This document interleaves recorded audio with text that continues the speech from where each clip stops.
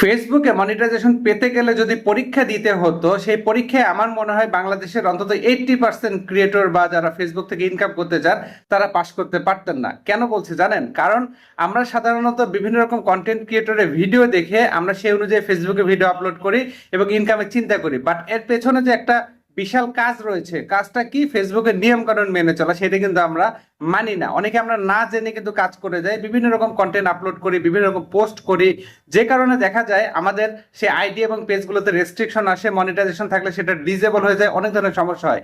এর মূল কারণ হচ্ছে এই সম্পর্কিত বেসিক জ্ঞান না থাকার ফলে। তো আমাদের উচিত হবে আগে যে কোনো কাজ শুরু করার আগে সে সম্পর্কিত বেসিক ধারণা নেওয়া। এই ধারণাগুলো না নেওয়ার ফলে কিন্তু আমাদের সমস্যাগুলো হয়। তো আমি বিশ্বাস করি, আমি বোধ করি যারা রাত মিডিয়া থেকে পরামর্শ নিয়ে কাজ করছেন ইনশাল্লাহ তাদের সমস্যাগুলো অতটা হওয়ার কথা নয়। কারণ আমি যেভাবে আপনাদেরকে পরামর্শ দেওয়ার চেষ্টা করি ইনশাল্লাহ সেগুলো ফলো করলে আপনারা আগামী দিনগুলোতে আরো বেশি এগিয়ে যেতে পারবেন। কাজ শুরুর আগে অবশ্যই চেষ্টা করবেন এক্সপার্টদের কাছ থেকে পরামর্শ নেওয়ার। সেটা যে কোনো কন্টেন্ট ক্রিয়েটর হতে পারে, যারা এই বিষয়ে ভালো বোঝে তাদের থেকে পরামর্শ নেবেন, দেখবেন যে ইনশাল্লাহ আপনারা সামনে এগিয়ে যেতে পারবেন। অথবা যদি পরামর্শ না নেন সেক্ষেত্রে আপনাদের একের পর এক রেস্ট্রিকশন আসতে পারে, ক্ষতি হতে পারে। তো এই বিষয়গুলো কিন্তু অনেকে আমরা বুঝি না, না বোঝার ফলে আমাদের এই সমস্যাগুলো হয়। দেখা গিয়েছে কেউ একটা ভিডিও আপলোড করেছে, হ্যাঁ, কোনো কারণে একটা ভিডিও আপলোড করেছে, কাকতালীয় ভাবে সেই ভিডিওটা ভাইরাল হয়ে গিয়েছে, ভাইরাল হওয়ার পরে কিন্তু তার একটা সেটআপ এসেছে। এরকম অসংখ্য ঘটনা আমার এখানে আছে। অনেকে আমার এখানে এসেছেন, সেটআপ এসেছে সেটাও জানেন না। কিছুদিন আগে এক ভাই এসেছেন, উনি আরেক ভাই রেফারেন্সে এসেছিলেন। তো যে ভাই রেফারেন্সে এসেছিলেন ওনার কাজ করতে করতে যখন দেখি যে ভাই আমার এখানে এসেছেন, ওনার আইডিতে ঢুকে দেখি অ্যাডসনরির সেটআপ এসেছে এবং তিনি কি করেছেন জানেন? সে সেটআপের চাপ দিয়ে রেখেছিলেন, ব্যাংক অ্যাকাউন্টে সেটআপ করেন নাই, এবং দেখা গেল যে আলহামদুলিল্লাহ বেশ কিছু ডলারে ইনকাম হয়েছে, বাট তিনি সেটা জানতেন না। তো এরকম অনেক ঘটনা ঘটে যে কাকতালীয় ভাবে অনেকে মনিটাইজেশন পায় এবং পরবর্তীতে ব্যাংক সেটআপ দেয় এবং রেগুলারলি ভিডিও আপলোড করে। ভিডিও আপলোডের ক্ষেত্রে কন্টেন্ট মনিটাইজেশন পলিসি এটা মানে না, পার্টনার মনিটাইজেশন পলিসি মানে না, ফেসবুকের যে কমিউনিটি স্ট্যান্ডার্ড রয়েছে এগুলো মানে না। এর ফলে হয় কি, মনিটাইজেশন চলে যায়, তখন অনেক সময় ফেসবুকে গালিগালাজ করে, ফেসবুক বলে না এই ফালতু প্ল্যাটফর্ম, এইটা হয়েছে ওইটা হয়েছে, বিভিন্ন রকম কথা বলে। বাট আসলে যদি সে বেসিক জিনিসটা আগে জানতো, হ্যাঁ, যে আমি কি করতে পারবো কি করতে পারবো না, এটা যদি সে আগে জানতো তাহলে কিন্তু তার এখানে ফেসবুকে কোনো ধরনের রেস্ট্রিকশন দিত না।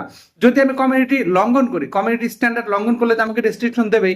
আমি কপিরাইট কন্টেন্টে কাজ করে গেছি, আমার তো মনিটাইজেশন চলে যাবে, বিভিন্ন রকম ভায়োলেশন আসবে, ইস্যু আসবে। এই যে সমস্যাগুলো, এটা তো ফেসবুকের কমন ইস্যু, তাই না? এবং এই সমস্যাগুলো আসার ফলে তো বিশেষ করে অনেকে দেখা যাচ্ছে যে কাজ করা ছেড়ে দেয়, অনেকে নিরুৎসাহিত হয়। ভাই বোন, আপনাদেরকে একটা কথাই বলি, আপনারা যদি সঠিক নিয়মটা বুঝতে পারেন তাহলে আপনাদের কখনো কোনো সমস্যা হবে না। আমরা কি কন্টেন্ট তৈরি করছি না, আমরা কি ভিডিও দিচ্ছি না, আমাদের তো রেস্ট্রিকশন আসছে না, কারণ আমরা এই বিষয়টা নিয়ে গবেষণা করছি, এই বিষয়টা নিয়ে যতটুকু জানার দরকার। শিক্ষা শেষ নাই, জানা শেষ নাই। আমি যে এখানে একদম অভিজ্ঞ বা আমি এখানে যে একদম সবকিছু শিখে ফেলেছি এটা আমি কখনো দাবি করব না, কারণ আমি দিন দিন শিখছি।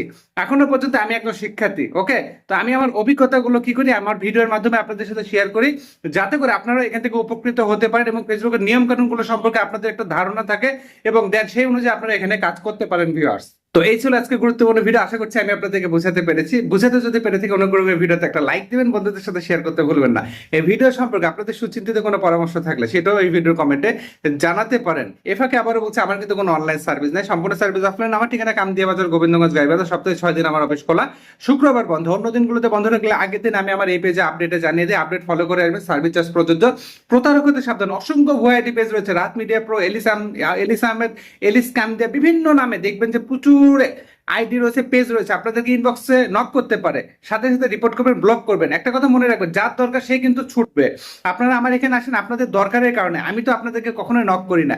যে নক করে সে প্রতারক, কারণ তার এখানে ধান্দা আছে আপনাদের আইডি পেজগুলো গায়েব করার জন্য, হ্যাক করার জন্য, বিভিন্ন রকম কিছু করার জন্য, কিংবা আপনাদের কাছ থেকে টাকা নেওয়ার জন্য, ব্ল্যাকমেল করার জন্য। এই জন্য সাবধান, অনলাইনে ভুলেও কাউকে, অচানা কাউকে কখনোই কোনো তথ্য দিবেন না, দিলে কিন্তু অনেক ক্ষতির সম্মুখীন হবেন। তো এই ছিল আজকে ভিডিও, কথা হবে ইনশাল্লাহ অন্য কোনো ভিডিওতে। সে পর্যন্ত খোদা তাআলা আপনাদের সবাইকে ভালো রাখুন, এই দোয়া রেখে আজকের মতো বিদায় নিচ্ছি। আল্লাহ হাফেজ।